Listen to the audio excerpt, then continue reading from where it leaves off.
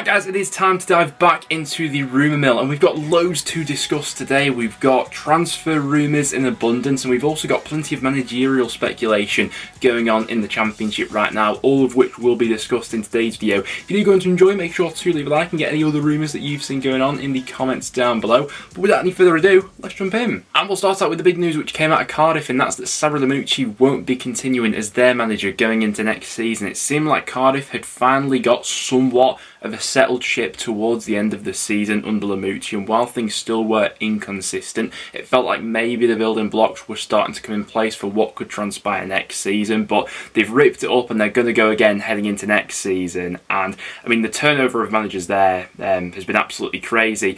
As of recording, Sol Bamba remains to be the favourite. The likes of Steve Morrison has also been linked with an unlikely return to the club, which would see them reverting back to the manager they had at the start of the season. And Nathan Jones' name has also been mentioned in there as well. So quite a few managers being talked about at the moment with differing CVs. We've seen Cardiff bouncing around from idea to idea with their last few managerial hires. So where the board's at right now on this one, I think is your guess is as good as mine, really. But Cardiff fans, I'd welcome your thoughts on everything going on behind the scenes at the moment, because it all seems like a little bit of a train wreck from a distance. And sticking in Wales for some managerial talk, there's heavy speculation right now that Russell Martin will be the next Southampton manager heading into next season when they will be in the Championship. And Swansea fans have almost become sort of accustomed to this over the last few years, seeing their managers getting poached. The first time we saw it was with Graham Potter. He just lasted 1 year at Swansea before he was eventually poached by Brighton.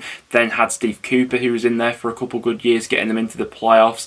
He actually left by mutual consent, but felt like because of a few rumblings behind the scenes, he perhaps thought that there were better opportunities elsewhere. And if Martin jumps at this chance to go to Southampton, where does that then leave Swansea? I know there's been quite a lot of talk about Martin, and he can be a little bit polarising, I feel, for a lot of Championship fans, some who really rate him and others who don't get it as much, because it's such a specific brand of football that's definitely not for everyone. But the facts are, what he's been working with at Swansea, a squad which hasn't always been fully backed by the ownership, and it does feel like they take away piece by piece, year on year, and try to get them working miracles each year the manager's there. I'd be quite tempted to see what a manager like Martin could do with a parachute team like Southampton, because that's ultimately when the expectations would fall upon his shoulders to be delivering a top 6 finish. So yeah, very interesting there. And where does Swansea go after that is an interesting one as well. And big news with the Blackpool job as well, as it does appear that Neil Critchley will be given that responsibility of getting them back up to the Championship. Be interested to hear some Blackpool fans' opinions on this one, as Critchley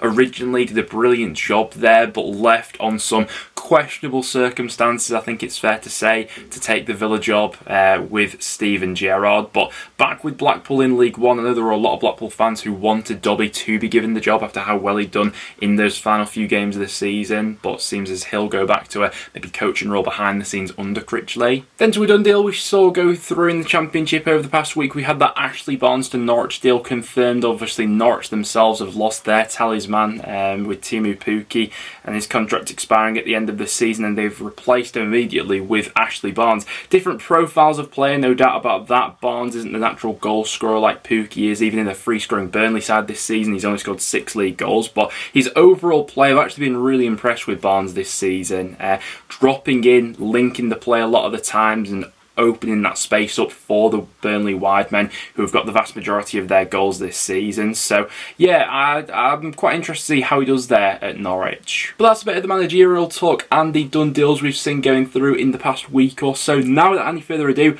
let's jump into some transfer rumours. I feel like Victor Gyökeres is a player who we're going to be talking about a lot throughout the summer, especially if Coventry aren't promoted. And even if they are promoted, I think there's still going to be a hell of a lot of speculation over his future. Brentford have been stepping up their interest in the Coventry forward, especially after the back of the Ivan Toney ban was announced. He will be missing until next January, so they will be in the market for a striker or two. And putting 2 and 2 together, someone like Gyökeres I think will be a really savvy pickup by a side like Brentford. 21 goals, 11 assists this season. His overall play I think will be a really good fit into that Brentford side, and I can only see their interest in him stepping up if Coventry aren't promoted at Wembley. I feel like a lot of clubs will be interested interested in Ryan Manning, especially with him available on a free transfer. One of the best wing backs in the Championship this season with Swansea, with 5 goals and 10 assists, and so versatile as he can play in so many different positions, and at 26 as well is at that perfect age for this next big move.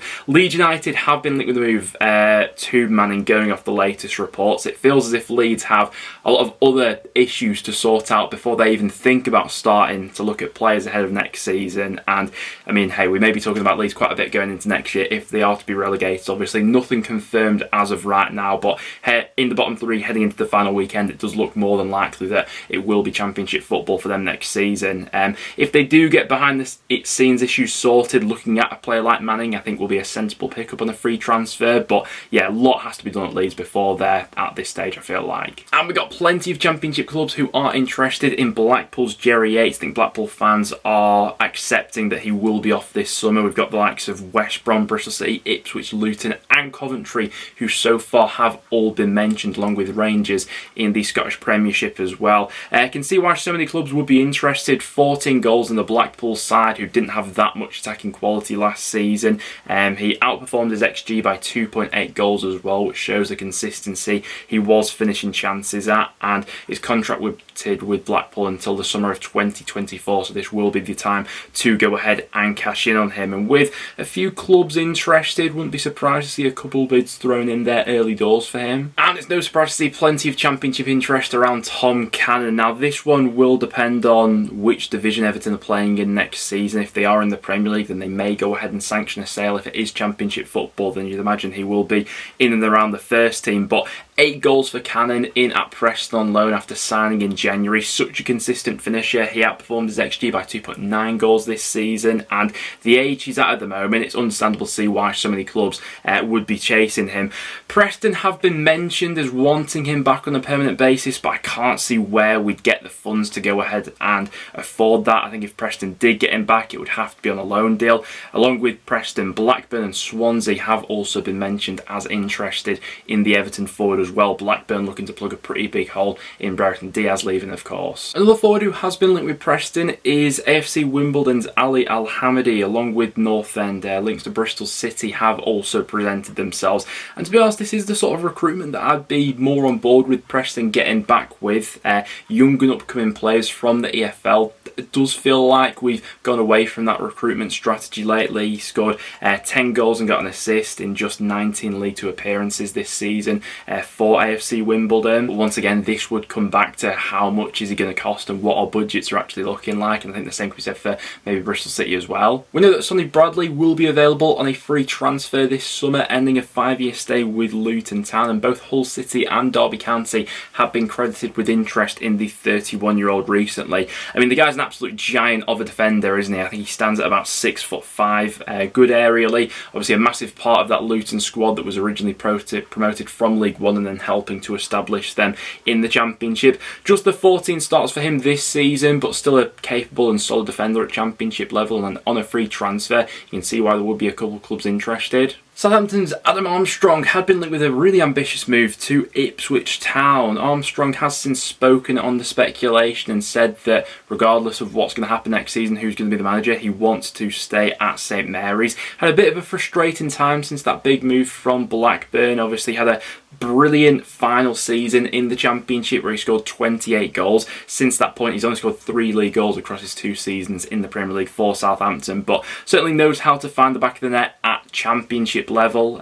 From an Ipswich point of view, I mean, we saw them in the last summer transfer window outspending a lot of Championship sides in terms of the money that was put into that squad, and I expect it to be quite an ambitious window for them once again. So certainly I don't think they'll be deterred if Armstrong were to turn them down. I think there's other avenues that they will explore. Novatas Moroshi has been linked with a move to both Middlesbrough and Southampton. The fullback currently playing in the Belgian Pro League. I can't claim to have ever watched him or know all too much about him, but we know how much success Burnley had by scouting the Belgian Pro League last season. So perhaps this is an avenue that a few Championship clubs will follow suit in this season. And obviously we all know Middlesbrough needs to add a little bit more depth and quality down that side, with obviously Ryan Giles returning to his parent club. And it's no real surprise that we are seeing some Championship interest in Plymouth forward Niall Ennis. Good season for them in League One, 12 goals, 5 assists, and he is out of contract at the end of the season. Now Plymouth have gone ahead and offered him fresh terms. He's weighing that deal up at the moment, whilst also,